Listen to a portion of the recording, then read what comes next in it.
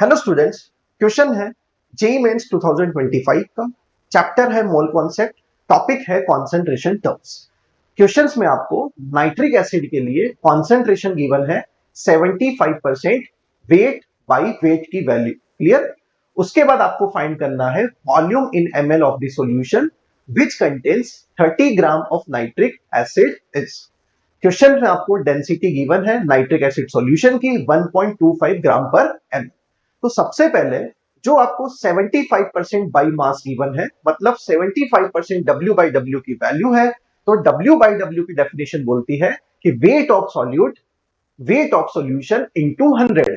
तो 75% का मतलब जो सॉल्यूट HNO3 है उसका वेट होगा 75 ग्राम और वो प्रेजेंट होगा 100 ग्राम सॉल्यूशन।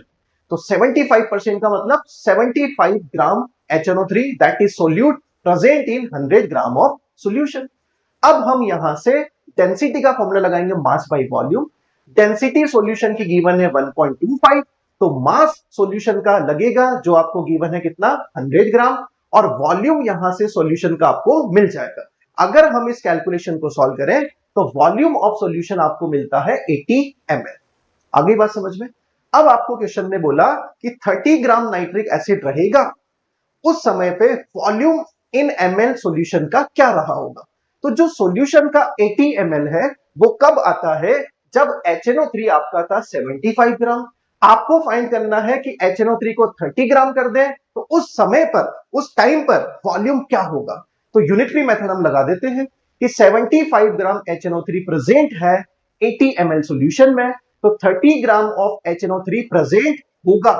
उसके लिए हम क्या बोलेंगे 80 बाई 75 इंटू 30। कौन सा मेथड लगा दिया हमने, यूनिटरी मेथड, कि 75 ग्राम 80 ml में है तो 30 ग्राम प्रेजेंट होगा 80 बाई 75 इंटू 30। इसको आप सॉल्व करोगे तो आपको मिलेगा 32 ml सॉल्यूशन।